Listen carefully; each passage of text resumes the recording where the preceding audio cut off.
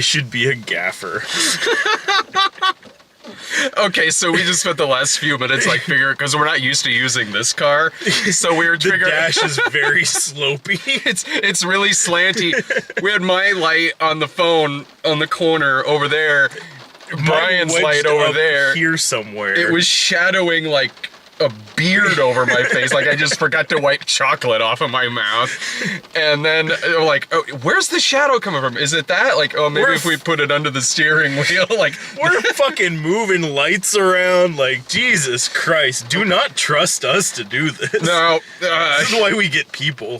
This is why it makes sense. I'm directing a shot on VHS movie. So like, Single point of light, right here, right above the mic. yeah, I'm like, okay, well, wait, what if you use, because your phone has a better light than mine, what if you just put your phone where mine is? So, perfect, it's right behind there, where we usually put it. Right in front of us, it lights us perfectly. That is insane the way that works. Mystery solved. You might hear a little bit of rain. That's alright, it goes along with the movie we're talking about. Like, I know, like, we should just be aimlessly driving, too. with some sweet Bernard Herrmann playing. Fuck yeah. What's funny is we're recording this while, like, the third debate's going on TV. We decided to do something more uplifting, which was go see Taxi Driver. It's the 40th anniversary of Taxi Driver. And yet, it's still, like, in an odd way, it runs a nice parallel to what's going on tonight, but with the weird, like, you know, the subplot of the movie being, oh yeah, there's like a political, like, election campaign going on. It's an election year. Man, this is the kind of movie I love seeing in the theater. We were talking about this as soon as we left, like, man, we don't get to see movies like this in the theater much anymore. Just dirty and just, like, slimy and grungy. Like, this is the kind of movie that's so great seeing in a dark room on a big screen, because you could be in the nicest theater in the world watching this, and it'll feel like any second there's gonna be a rat that crawls across your foot. Yeah. Like, it'll feel like you're in one of the theaters that's in the movie. Fuck, we practically were. There were like 5 other guys in there. And it was one of those small theaters, so it was really cramped up. It's like, well, I love that this was in the tiny theater. That made it even better. The only thing that would have set the atmosphere more is if we were watching it at the incredibly, like, ultra small theater that's over there at Parkway. Over on Showplace. Oh 8. yeah, the Alex Cross the Theater. Alex Cross Theater. Where you can hear it run. Right? God, that theater is like as big as the one where the first porno theater that Travis Bickle went into that looked like it was somebody's garage. I've been in a theater like that before. I was in one like that when I saw Goodnight Mommy, when I saw that in Detroit. Like, this is really stereotypically like a Detroit fucking theater. I'm seeing this like German, I think, horror film in. Makes sense. They're not the most comfortable theaters to see a full length. It makes sense a porno theater would be structured like that. You sit in there for 10 minutes, you do your business, you leave. You don't need to be comfortable. Yeah, I mean, it's entirely not the reason you're going. Yeah. Oh, well, unless you are Travis Bickle and you're really like, either you're taking your date there or it just seems like he genuinely enjoys these movies. I mean, he bought a lot of concessions. I mean, he was there for the haul. Yeah, for what was it, like $1.50? Well, yeah. He gets like Chuckles, a Clark bar, a big thing of popcorn, and an RC. I like that on the date, he took Sybil Shepherd to go see like one of the White Coater movies, like one of the porno movies that's like, oh, we're slipping this by with it being a porno because we're making it educational. You're like, here's the spermatozoa, and here's the phallus, and like, oh, here's just a fuck pile of people. I have done movies like that on The Snob before. They're ridiculous. Like, I thought you were just gonna stop after the first part. Like, I have done movies I've like made this. movies like this before. Like, I've seen your creepy basements. It was I in know. my educational movie phase. I decided to give back to the audience.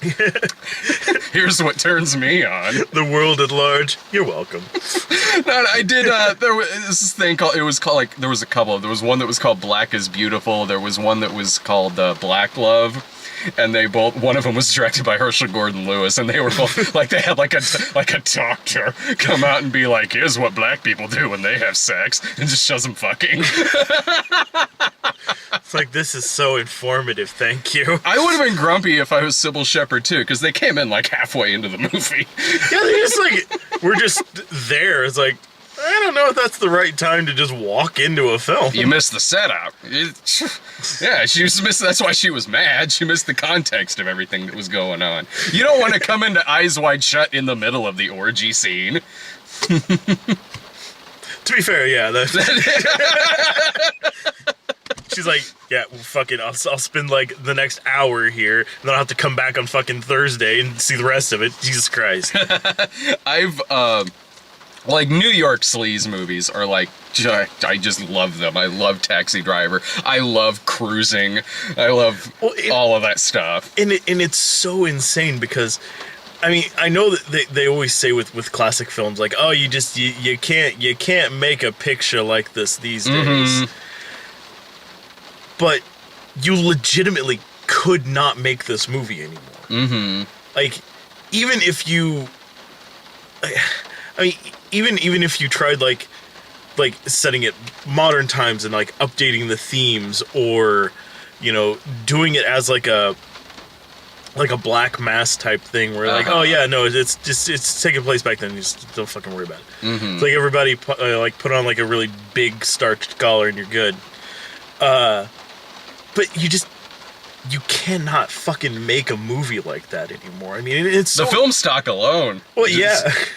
Just looking at how the movie looks, how it feels, how it's structured, and where in New York a lot of this is taking place. And it is true that, like, it's not like stuff like that vanished in New York. Like, the places they go to in this movie you can still kind of find in New York. It's just like, then it was just kind of conveniently on one street. But yeah, but like I don't know, just like just how different in the course of like a generation. Yeah. That complete makeover there that they gave the city, like, you know, busted out all those parlors and everything from like Times Square and down like 42nd Street. You just fucking it, just everybody leave.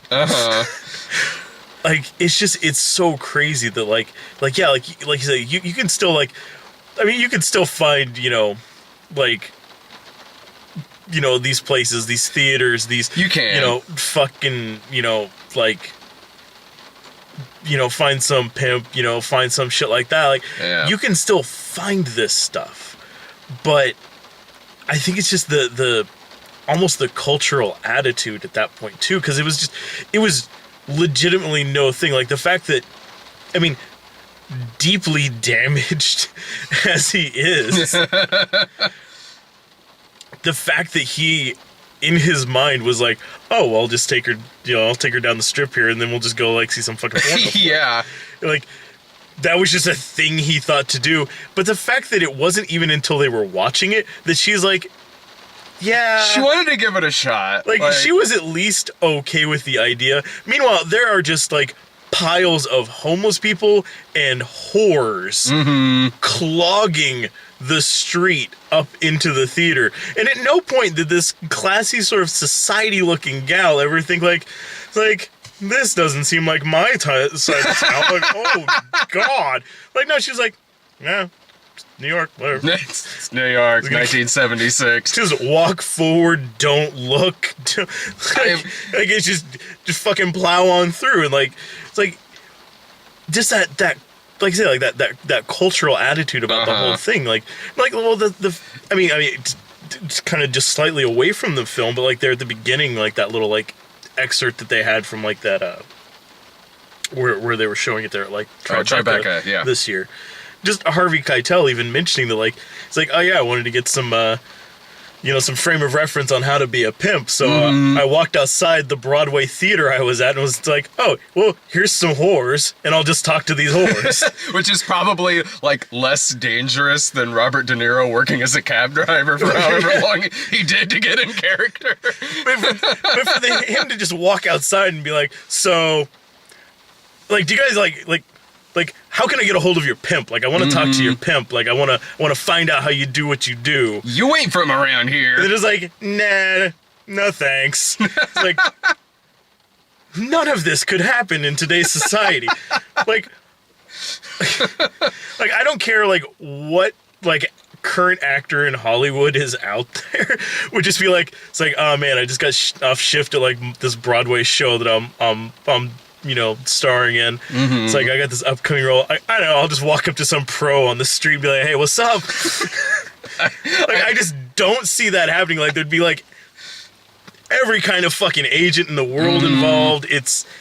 They'd be going through people like, oh, well, we have a professional, like, consultant on hand through the studio. We'll bring her in. Like, like she helped shoot, like season 3 of Pimps Up, Hose Down.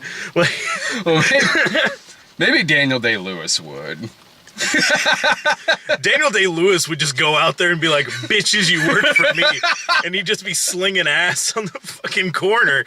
Like, he goes all in. Like, he would just have to be a pimp.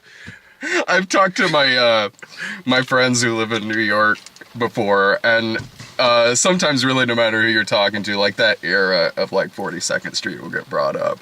And they'll be like, they'll laugh at it and kind of be like, they'll be like, I totally understand the nostalgia for that, and that, like, it's like, there's a certain kind of, like, glamorization because it made for some really good movies. It made for some really great sleaze flicks. But then my friends will say, but at the end of the day, goddamn, it was a shithole.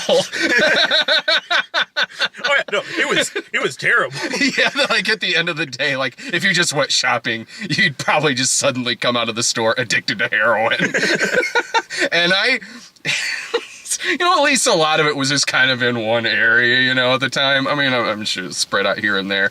Have I ever told you about, the way that it is nowadays, you can just accidentally walk into somewhere. Did I ever tell you about when I accidentally walked into, I want to stress the word accidentally. When I accidentally walked when into... When you on purpose walked into... No. If it was on purpose, I would have stayed. It was a gay S&M club in New York. It was like a couple of... All right, stay with me here. This actually happened. This was when a year or so ago when I was at New York Comic-Con. So me, Lindsay, a couple others are out drinking, and I think there might have been a panel or something with maybe someone else going on, but I was on the phone. I was still smoking a cigarette. I felt like I needed to sober up. That was it. I needed to sober up because I had a panel the next day, or at least a signing or something. So I was going to go walk around the block a couple of times, just have a cigarette. I was talking on the phone, and I was still a little tipsy. Like, I wasn't drunk, but I was tipsy. So there's like this open door. I was like, it kind of started to come down a little bit. So I'm like, all right, I just want to step in somewhere really quick. Oops. So there's this door. If I was stone cold sober, I would have, like, kind of known right away, maybe I shouldn't go in here. There was, like, this door open. It was a long hall. There was a sign on the front door, a paper sign that just said bar with an arrow pointed in. So my dumbass is like, oh, there's a bar in there. There's a bar. Cool. So I walk down this, like, white hallway that looks like any of the goddamn hallways from this fucking movie, except a little whiter. They've painted it since 1976. So I get to, like, this glass window. There's this dude, this scraggly looking dude on the other side of it. It looked like I'm checking into, like, the Ritz from the movie The Ritz. And perfect, your favorite. I love that movie. This is gonna be hilarious. So I was like, is this place open? And the guy's like, yeah, it'll be $5 to get in here. I'm like, yeah, okay, fine. And then he holds up a clothes rack and said, "Put your clothes on here, keep your shoes on." I want to do none of that. And then he's like, "By the way, there's only dudes in here tonight." And I'm like, huh? I sobered up fast. Like, I saw over his shoulder, there's like fucking naked Hume Cronin walking behind him. I'm like, dude, I walked into the wrong place. I'm sorry, man. So I left, and there were no hard feelings. Whatever, Twinkle Toes. We're still open all night. I'll remember that, sir. So I walk out, and once I step in, I was laughing, and then I was like, what is the name of that place? And I looked up, and had I seen this sign, like, okay, I might have, as tipsy as I was, I might have been like, I might not want to go in here. There was a big sign for the bar, and it was just in big letters, paddles. Maybe it's a ping pong bar. Yeah, that's probably it. They're probably really into table tennis in there. That could be it. I mean, New York has everything. And also, to be fair, that could have legitimately been... But probably... That is the closest I've ever came to being an extra in Cruising. I left and I was just like, I now have a story I can tell for the rest of my life. Maybe I should have gone in.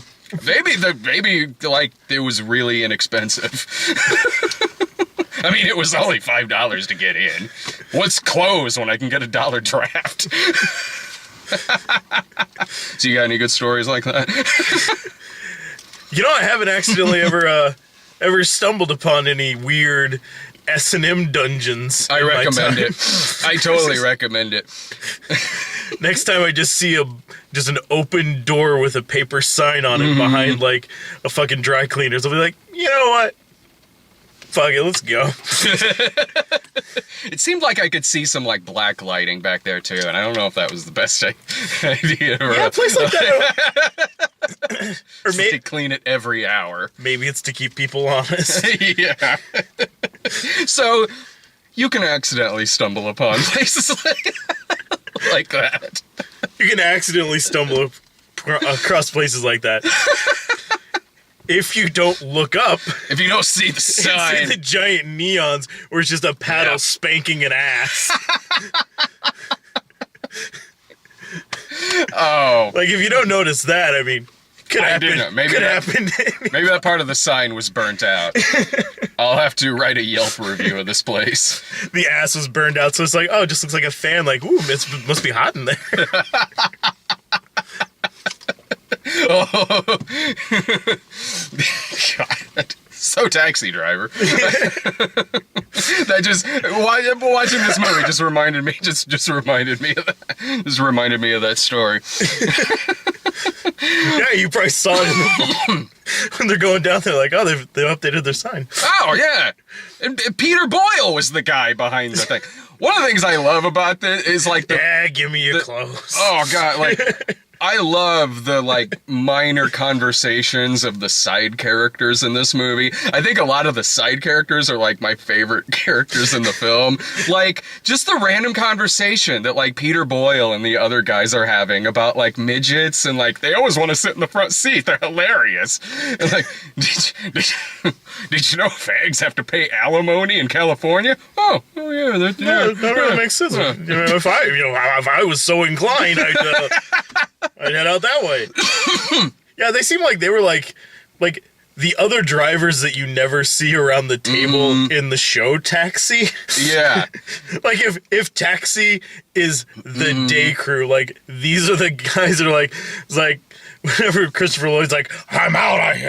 Yeah. And he leaves, it's like, fucking Peter Boyle is like, yeah, all right. Number 15, okay, cool. Danny DeVito, it's like Joe Spinell takes over for Danny DeVito. That makes sense.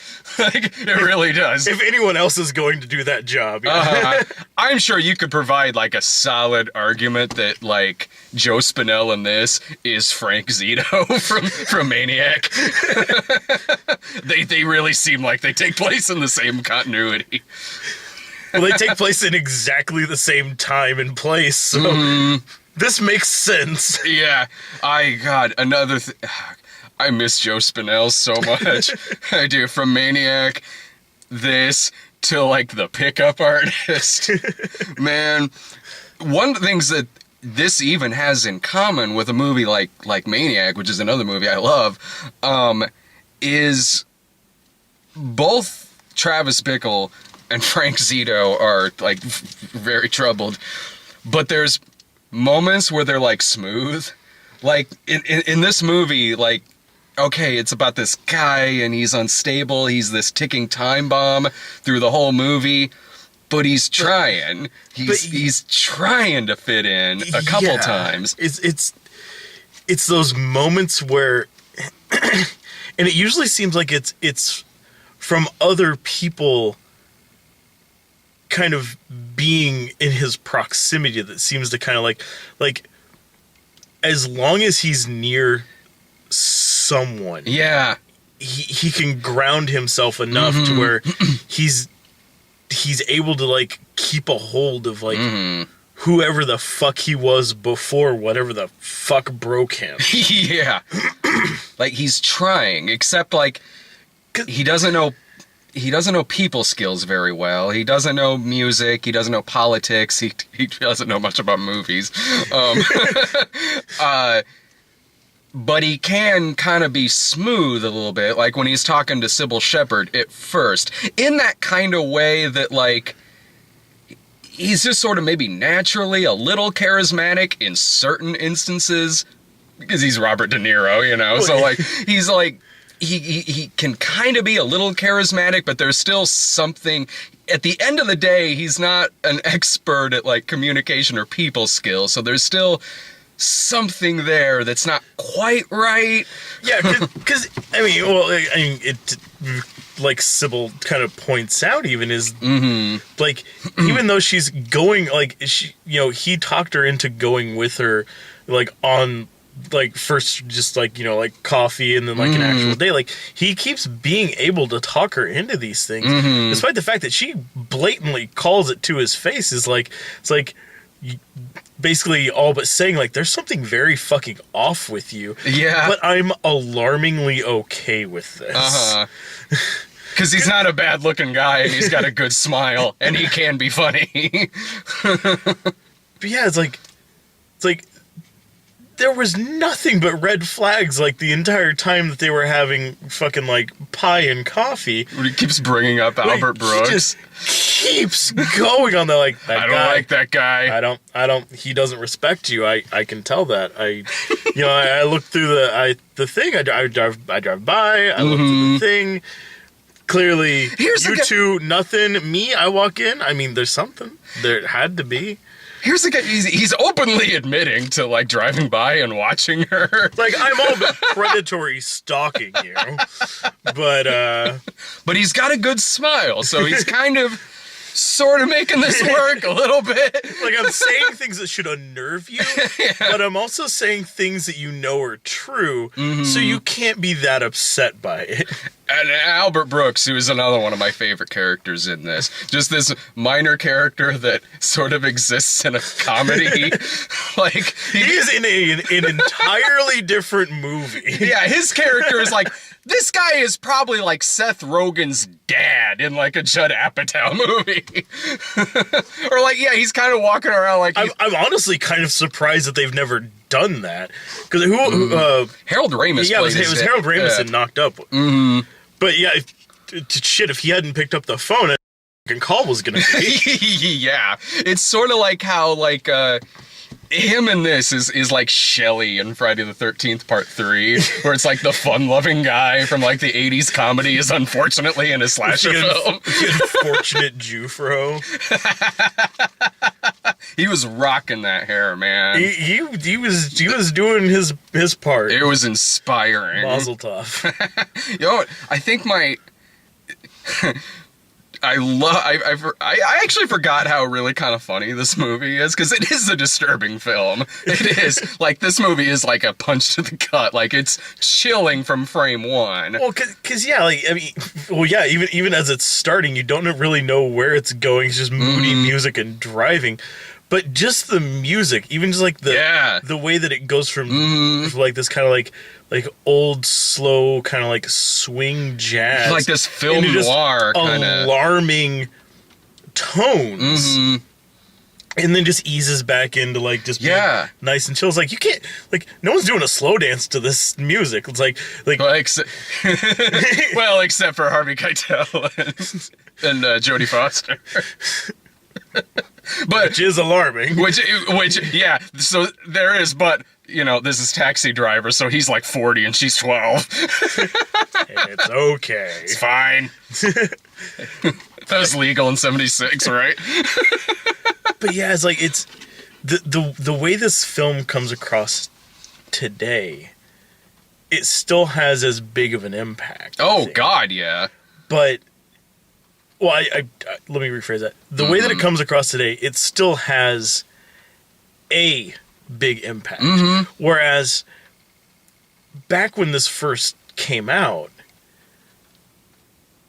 there wasn't something like this. I mean, nothing mainstream that was really hitting these notes of just everything. Like this basically, like this movie, like it felt like the script was everything up to that point in filmmaking. This is everything that you didn't want to have in your movie. The 70s were great at that. Between this, Death Wish, Dirty Harry. But yeah, like you have these movies that are basically forcing you to come face to face with this stuff. Like this, this is a damaged man who came back from Vietnam, and he is fucking wrong. Like there's something that has not been put back to place with this guy. There's, you know, it's pushing all kinds of like these these themes, like, you know, like just the patterns that he has, like, you know, like the mental health and the insomnia and everything like that. Not just prostitution, but underage prostitution, suddenly ramping up to absurdly graphic violence. Like that is still unnerving seeing that, and it's shot in a way that, because I believe how it went was it was going to get an X rating, but instead of cutting anything out, they just turned the brightness down on the film or something like that, which is why it's extra gritty looking in that scene, which makes it even more disturbing because it suddenly not that the rest of the movie wasn't real, but it gets fucking real in that shootout. But yeah, like it doesn't have that sort of like, because I feel like that's the sort of scene, like, you feel like it's something you shouldn't be watching. Well, exactly. Because it's Hollywood has this annoying thing. Some movies pass it off better than others. The worst example of I can think of was actually Stoner. But when it's supposed to be dark, and it's clearly not. Oh, Day for Night? Well, not even just Day for Night, but just like, like when people are like, oh man, shit, I can't see anything here. Have me a lighter. Yeah, okay. Having a lighter, it's like, it's broad fucking daylight. I know what you mean, yeah. And then it's like, you know, they'll maybe have like a shot where like they're like, ow, the lighter, it burned me. And like, okay, now really dim the lights. It's like, okay, well, it was broad fucking daylight a second ago. Like, your guys are like scrambling for flashlights. Like that scene in Stoner where they're fighting in the dark. It's like, yeah, like all the lights are on. Like I thought they went blind for a minute. Yeah. But you never really see like Hollywood has this. I mean, because of how you have to film. Like, yeah. Of course, you can't film it in the dark. Like, that was actually a problem I had last night when I was watching Slaughter High. Nice! When they, like, one of the guys escapes and, like, goes outside to, like, get in, like, one of their cars. It's pitch black outside. And they didn't turn on the fucking lights. So it's like, I don't know what the fuck is happening. And then eventually it's like, the car door opens, like, oh god, I can see now. It's like, I've just been listening, it's like there was rustling. Did you fall in a bush? Like, I don't know what's happening. But yeah, but that's how this scene, like, getting into like the big climax there, is it just suddenly gets like not all, like, not dark how Hollywood leads us to believe dark is, like like that whole thing felt like there was like one dim light bulb up there, Yeah. and that's all you fucking get. Yeah. Like when he's fucking wrestling with dude out there, like like up the stairs and then through into the actual apartment there, like there's like basically like old like handhelds that had like just like the one like actual small like light bulb, like that's all the light you have for this scene, and it's just It suddenly feels like they just filmed a legit murder sequence. yeah, it's like we killed these guys. Yeah, it's like like the gang rape scene at the beginning of Death Wish. Like it's like, am I watching a snuff film right now? It's like turning down the lights to get a better rating. That was the solution that worked back then. It's like this makes that so much more alarming. Like yeah, with Death Wish, like a group rape scene is never going to be a fun thing to watch. No. And you can quote me on that. But Well, you haven't seen the squirrels in Shot on Shitty yet. to be fair, I wasn't there at that point. But yeah, it's like that's never something you want to see like thrust in front of you. But making it darker somehow doesn't seem like the solution to that problem. It's like, oh well, here, let's just turn that down a little bit. There, how's that? Studio's like, yeah, we can. That's good. R rating. Excellent. What I love too is that you expect a movie like this to end like tragically, but the way that it does end is like simultaneously like a happy ending, but still kind of disturbing because it leaves on this really also kind of disturbing note where like, okay, he's a hero taxi driver, he's back with his friends, the other cabbies, he has that moment there with Sybil Shepherd at the end, the girl is saved, she goes back home with her parents, but then there's that final like 2 seconds which seems to indicate like this shit's gonna happen again, and like will probably be like actually something really tragic actually might happen. Well, and this is one that, and I'm sure like I've never really looked around for it, but this is one where I'm sure like there are probably people that have written entire theses based on the fact like no, like the last like 5 minutes of the movie is like his like final moments. He died in the room. I'm sure. Yeah. I'm sure there's some thesis on that or something. What I take like the peaceful resolution of everything, and then everybody's fine, and then he's healthy again, and has that. I just got a little stiffness, I forgot all about that. It's like it definitely seems like the argument could be made, but it's also one of those things is like especially like I don't know, it's an interesting way to end it, especially in light of like other movies where like and this is the dumbest comparison, but watching Slaughter High last night, a movie where the killer gets away with everything and kills everybody and then wakes up. Yeah.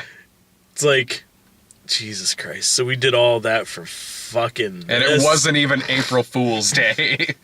I remember Slaughter High. I got a copy. I got Carolyn Monroe autographed that copy of it that I have. Oh, you were there. That was like one of the first cuts. She's like, oh, this was a delightful bit of camp, and signs it. I think her husband made it, like, or wrote it or produced it or something. I remember that movie. I did not like it. I remember 12-year-old Brad liked it. I don't know how 34-year-old Brad would like it. Give it a second shot. I will. I always figured I'd probably get to that on the snob at some point. It was one of those like like I queued it up last night. I'm like as soon as the music started, I'm like yeah. The one thing that about the ending or one thing that doesn't make me think it was necessarily like a dream or anything like that was that final like really fast motion off kilter shot where he moves the mirror, because that to me always felt like that kind of symbolizes any minute now he's gonna snap again. Like something horrible is just gonna happen again with this guy. Well, yeah, because if you think about it, like if we're going with the way that it presents itself, that yeah, it's, you know, everything, Mm-hmm. you know, like he is lauded as a hero. I mean, he did just sort of like vigilante justice a bunch of very despicable people. Uh-huh.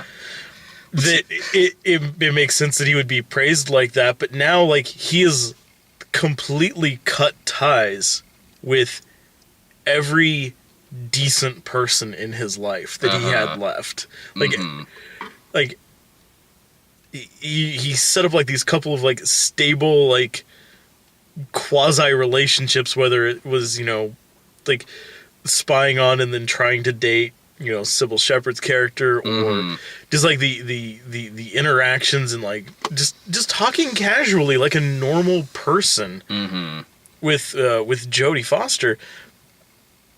All of these people are now removed from his life. Like the air of like finality that it had, like him like dropping her off and being like, it's like, you know, her asking about the fare, like, yeah, don't worry about it, and just tips the meter and takes off. It's like that definitely signaled like he's done with that chapter of his life sort of thing. But it's like it's like there's nothing to ground him anymore. He's got Peter Boyle and the dude talking about Mitch. He can sell that piece of Errol Flynn's bathtub. He can get rich. He's got plenty of stuff to look forward to. It's 40 years later. What do you think a 66-year-old Travis Bickle would be doing now? Two things. One, filing for his 15th soon to be denied parole. That's, yeah, I was about to say, like, two things. One, he's still a cab driver. Or two, he's John Hinckley. I was gonna say, like, it's like as close as he came to, I mean, to actually doing that. Yeah. Wonder what his next plan's gonna be like. It's like, oh yeah, no, it's like 17 more days and then he'll be the president. It's like, okay. It's like, you don't say. Remember when they talked about doing a sequel to this? It was like 10 years ago, I think, or something like that. I think it's one of those things like I heard talking about, but then I never heard anything past I mean, that. it was De Niro Like, and it was Scorsese, but I guess that, well, obviously that didn't get made, but I mean, like... But yeah, I can't even think of... I mean, even 10 years ago, even 20 years ago, like, I can't think of what that could have possibly have been. Yeah, it's more interesting to speculate what Travis Bickle would be doing years after the events of this film than to actually see it.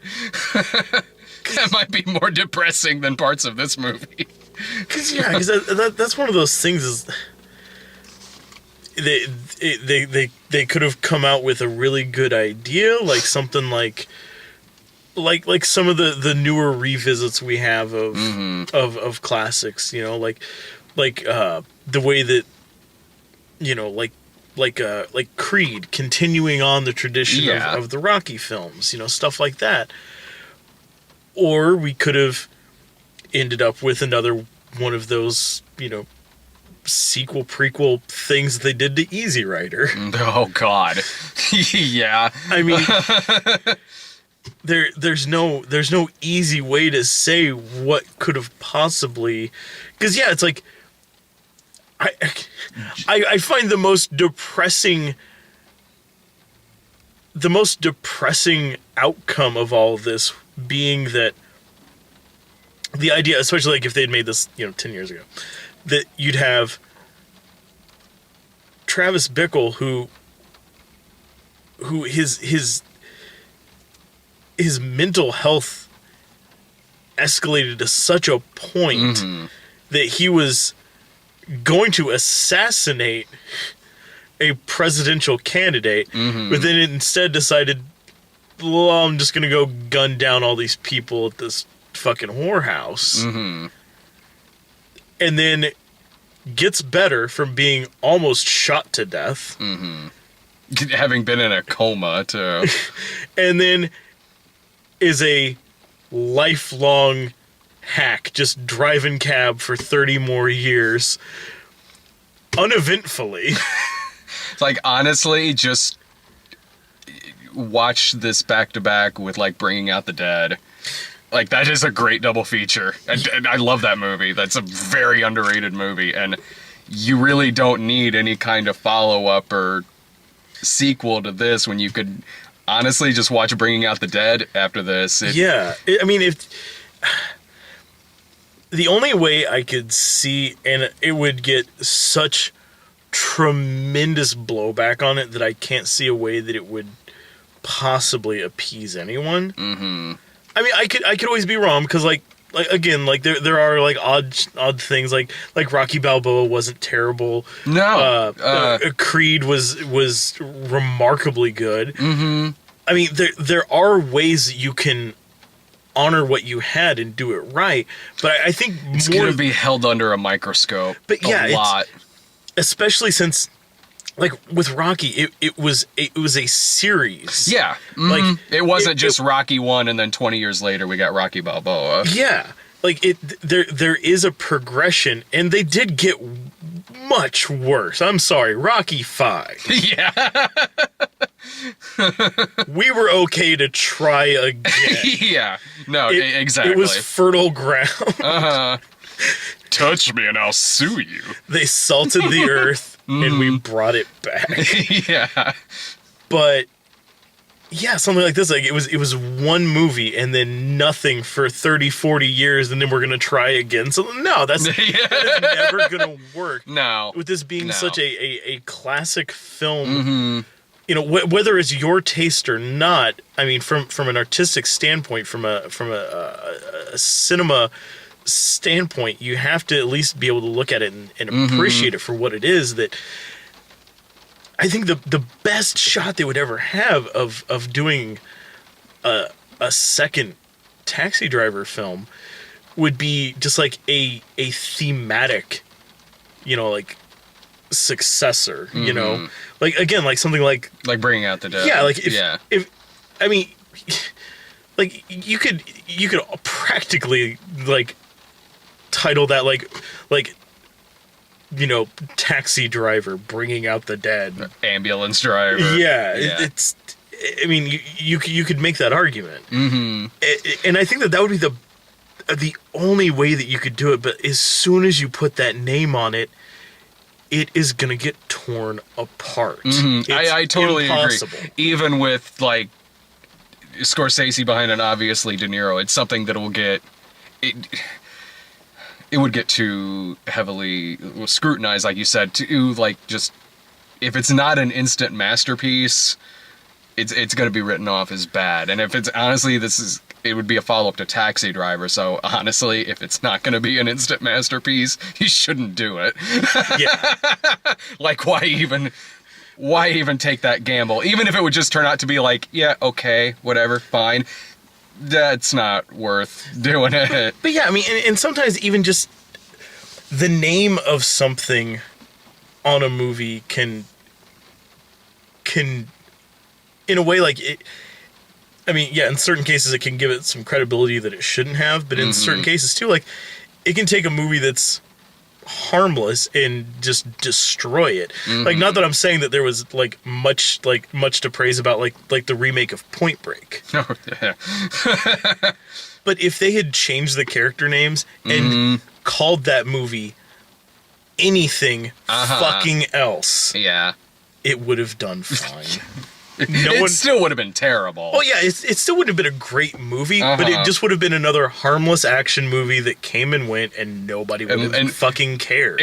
We would have still been the only ones who saw that fucking movie. but it's the sort of thing like movies like Fast and the Furious have shown. Like, you can take the exact same script practically. Yeah. Just cross out like one word, write in another one, just do like a fucking like auto replace on word, and boom, there you go. Surfboards, scratch, car, done. Skydive, scratch, car race. President's mask, scratch, bitchin' shades, and frosted tipped hair.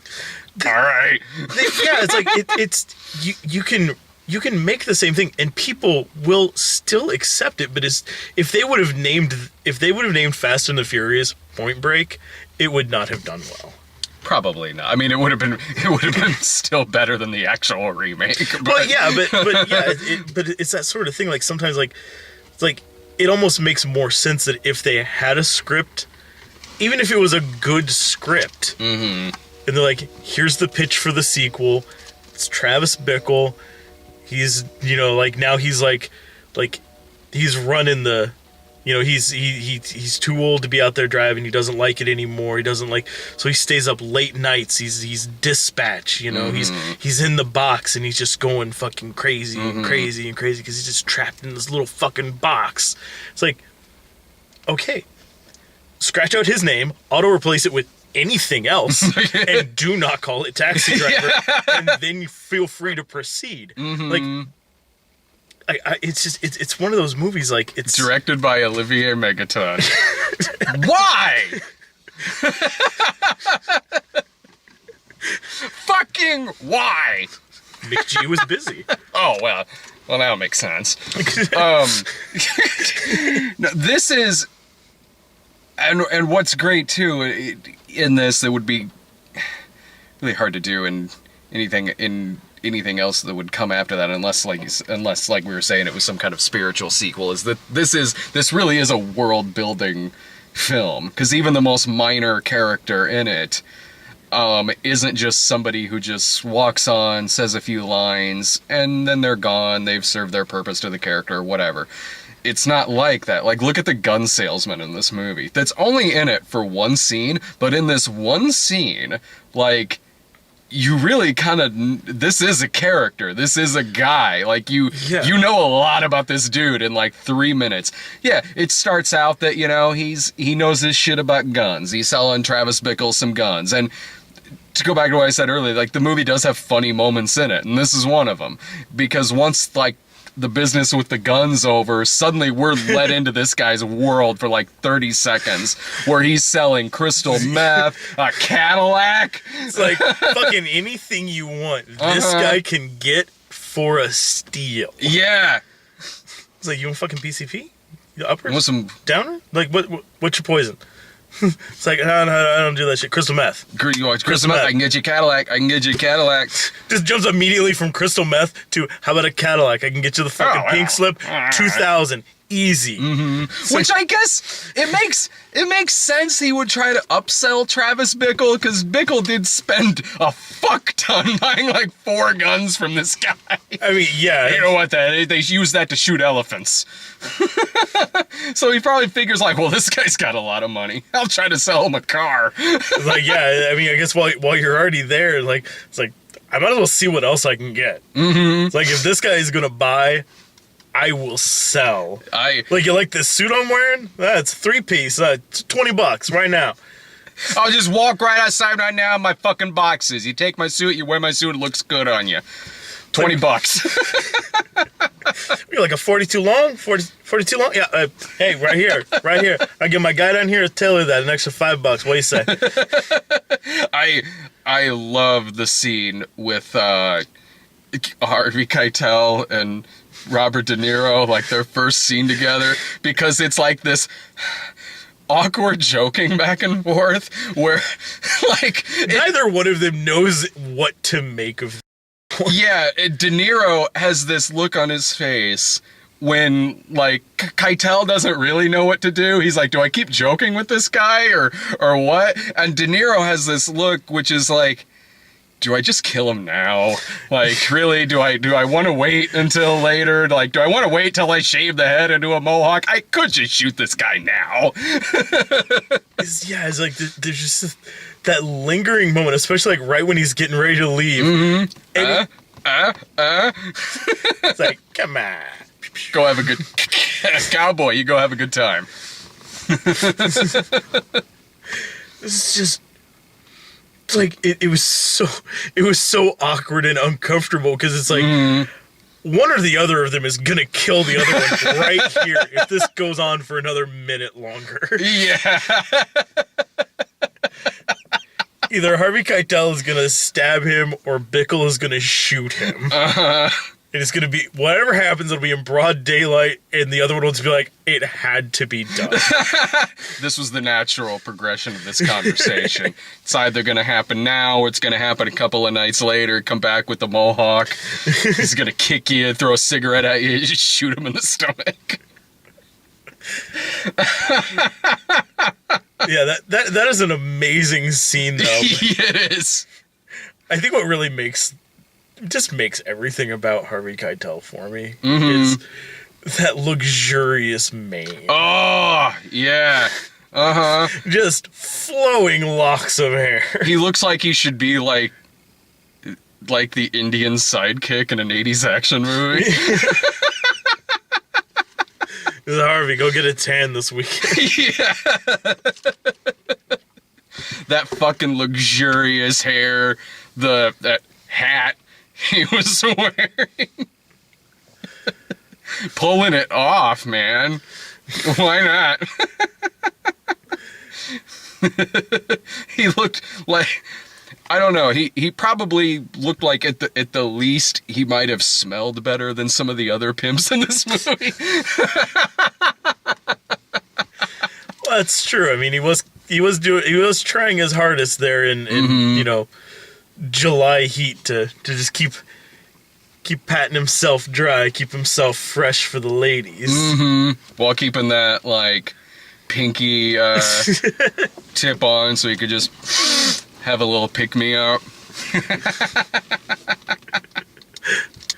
Yeah, that's why he was clearing off all the sweat. He said, you get inside so I can, Yeah, time for, it's bump 30. I can tell because of the position of the sun in the sky. Yep, there it is, high noon. It's like, man, it's like 5:30. Like, it's like high noon somewhere. How many people do you think are watching this to this point and haven't seen this movie? Like, I'm waiting for you guys to say whether or not you recommend it. It's like, I have been eagerly awaiting this my whole life. Oh God, just what do they say? I wonder that. It's like with the retro midnight screenings we do and stuff like that. Like, surely someone who hasn't seen the movie isn't watching all the way into this point in the video. I should hope not. Why haven't you seen this movie up until the... And don't tell me you're like 12 years old. I saw this movie for the first time when I was like 12. Oh, 80s parents. Fuck yeah, 80s parents. I could watch anything. Surprised it wasn't an animated series based on this. Dear God, you're right. But yeah. I mean, I can understand somebody watching all the way through. Like, it's like, oh man, what are they gonna say about Ouija? I haven't gone to see Ouija yet. It's like, okay, I get that. Yeah. Oh yeah. But something that. But yeah, like this is the 40th anniversary. Like, you should have seen Taxi Driver. Make time. Yeah, makes time to see Taxi Driver. This is just one of the greatest cinematic experiences that you'll see, man. The first time I saw this, I was flipping channels, and I was probably 12. It was at my dad's, flipping channels, and it was on. And I'd heard of the movie before. My parents are big movie people, so I'd heard of Taxi Driver before. And it was on, like, HBO one night, and I caught, like, it was the Martin Scorsese scene where he's in the back of the cab. I'm See like, up there? The window, the one with the light on. Look for the light on. You see it now? Oh, you see it. He found the window. He found the window. should see that because that's my fucking wife. He is really good in that scene. Oh, he fucking delivers on that. Like, I will give him that. Like, as far as, like, director cameos in That's films, a good one. Like, he does pretty solid. Yeah, I've always felt that about him whenever he turns up in little roles, and whether it's this or, like, The Muse where he was, like, playing himself. Like, he is a good character actor. Like he is, Yeah, he is really good at that. Well, and I like that he plays a strong character. Mm-hmm. Like it's not just like a. But yeah, it's not like beating you over the head with look, guys, freeze frame. No, not, it's the director. When mug for the camera, like, because that's what I feel like every time, like with. Even though half the time he was mugging for the camera, like with like Hitchcock, totally fine with his little cameos. Mm-hmm. By the same token, though, Stephen King, it is always like, look, folks, it's Stephen King. He's the pharmacist. See Although, that? He was magnificent as Jordy Verrill.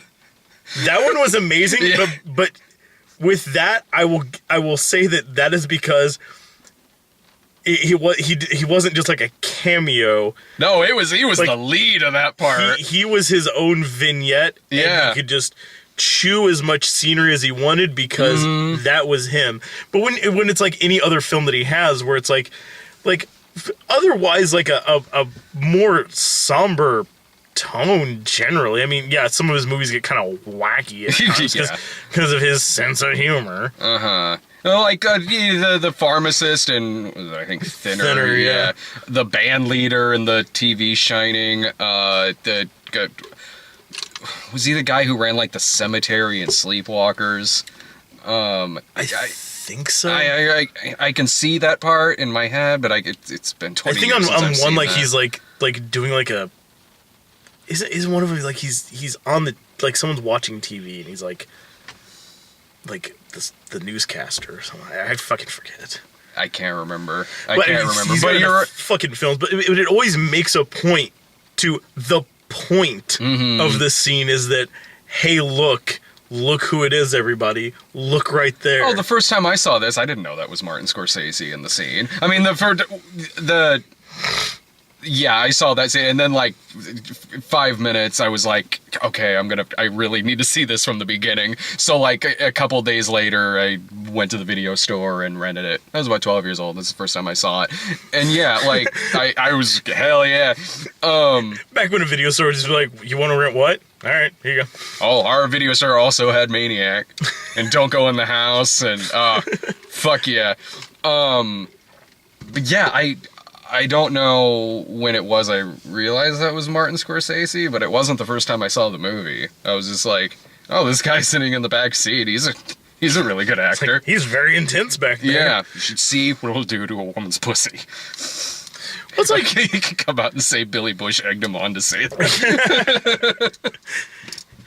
But it's one of those things too. With like, I mean, sometimes like if you're just not expecting, like someone like a direct, like whether it's the director of that film or just a noteworthy director, like sometimes it's just you're just not expecting them to be in a scene. Like I think the first time I watched Nightbreed, I never really put together the fact that Dr. Decker is fucking Cronenberg. Like, I just never thought about that, because why would it be this, like, you know, like, esteemed director is the murderer? Like when he popped up in Jason X. Or what about when we saw Jack Reacher, and, like, Werner Herzog's the heavy in this? Right on. Yeah, that was what it was like watching the movie. It's like, okay. And, like, credits start to roll. I'm like, what? Like, thinking back, it's like, okay, but why? Because he was amazing in that movie. Oh, he did fantastic. Both of us at the same time, like when his name popped up on the opening credits, or it was like, and Werner Herzog, we both looked at each other like, okay, right on. You had my attention. Like, that's why I'm waiting to see, like, oh man, what if, like, the main villain of, like, Jack Reacher 2 is, like, I don't know, like, Roman Polanski? Like, what, that sure, dude, why not? He was the fucking chief of police in, like, Rush Hour 3. Polanski was. He's not a bad actor either. He's great in The Tenant. yeah, it's one of those things sometimes you just don't expect it. You go to a Tarantino movie, you usually expect somewhere in there Tarantino's going to pop up. Sometimes it can work, and sometimes not really. Yeah, a Tarantino or a Rodriguez film, there's a fair chance he'll pop up in one of those. But yeah, and again, Tarantino kind of does the same thing that Stephen King does when he does make a cameo, is that when he has a cameo, he is the sole fucking reason why it's happening. But he has such better screen presence, and I know that it's a debatable point for a lot of people, but he has the charisma enough to carry a scene. He can. Sometimes it can really take you out of it. Sometimes it is too much of a spectacle. Yeah, sometimes it works. I thought he was great in Planet Terror. I thought he was legitimately kind of terrifying in that scene. Oh yeah. He was Mr. Blue in Reservoir Dogs. That worked. Brown, yeah. Mr. Brown. That worked perfectly. 4 rooms. Exactly. Yeah. Perfect example. But then sometimes it is a very fun scene. I do enjoy it, but it is so glaring when it happens. Django. Where he's Australian. That was an odd choice. I still don't understand that one. And yeah, that one wasn't great. But no, his scene in Desperado. I love that scene. I fucking love that scene. Pissing on you, the bartender. The bartender lived. No, he got it the worst. And in walks the biggest Mexican. Fucking Mexican. I love that scene with Tarantino. No, it's a fucking great scene, but it is practically its own separate vignette. Oh, it is. That is a very 90s thing to happen, in a movie like that, where suddenly someone's gonna come in and be really quirky for 5 minutes, probably get killed. It's just ride this out, and then we can get back to fucking Banderas going around with just a shitload of guns in a case. I'm sure we'll talk more about that when we get From Dusk Till Dawn next month. Hell yeah. Oh, God, I can't wait. I probably only got a little bit of battery left. Any final thoughts on it? If you get a chance, whether it's I know here with AMC they got the Fathom events. Yeah. I don't know like with a lot of the other chains like Cinemark and what is it, Regal. They actually get a lot more than we do. Yeah, I mean I'm sure like they have their own separate thing that they do that's like this. That if a screening of this comes up in your area or you you live somewhere that has just an old run theater or some sort of Bruin View or just something where they might show this, absolutely do yourself a favor and go. It's a fantastic film, and even if you've seen it before, you've seen it a dozen times, it's your favorite fucking film, you saw half of it in college and thought to yourself I should get back to that, and then 10 years later you're like, I still need to do that one day. Just go. Do yourself the favor of whatever the ticket price is, it's worth it, because honestly the caliber of film that it is, and not just trying to sound like fucking blowing smoke up its ass.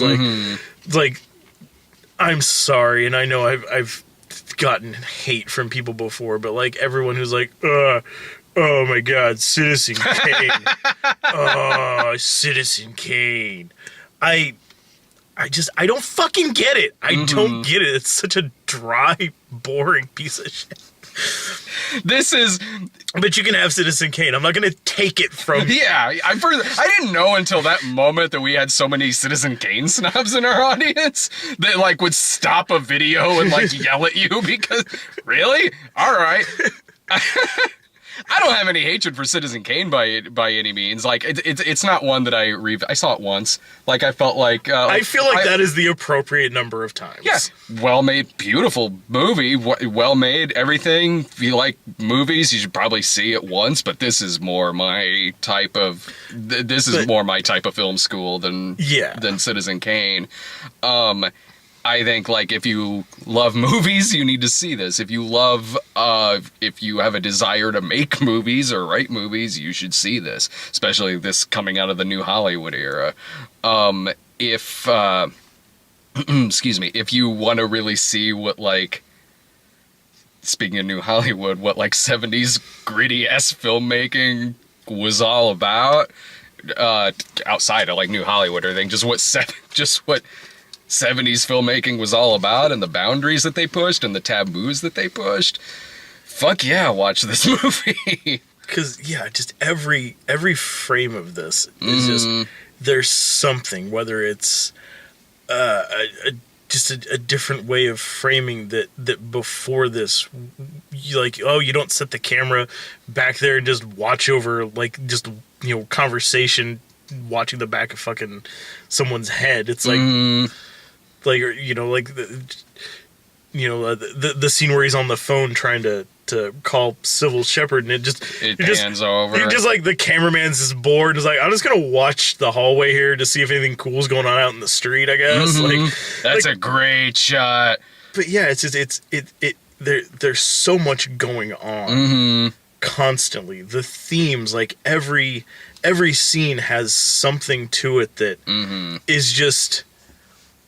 Like, at the time, like you said, like, just taboo, like that movie is just made out of everything that you wouldn't want to talk about, and it forces you to. Yeah, it gives you nowhere else to go. It's not like there's like this plot going on, but it's just to the side, and we don't really touch on it. It's just, No, it's not like, oh man, there was that weird scene with that girl that tried getting in the car and somebody dragged her out. It's like, no, we're gonna follow that girl. Yeah. We're gonna see what's going on. We're gonna get personally invested in her life. We're gonna hear, like, parts of their conversation, like, broken up a little bit. We're gonna come in about halfway through this. And yeah, it forces all this on you, and it doesn't give you anywhere safe to go. There's no safe spot in this film. Like, there's just always some sort of pull, whether it's in an emotional direction or like a visceral, like, just reactionary, like, just suddenly like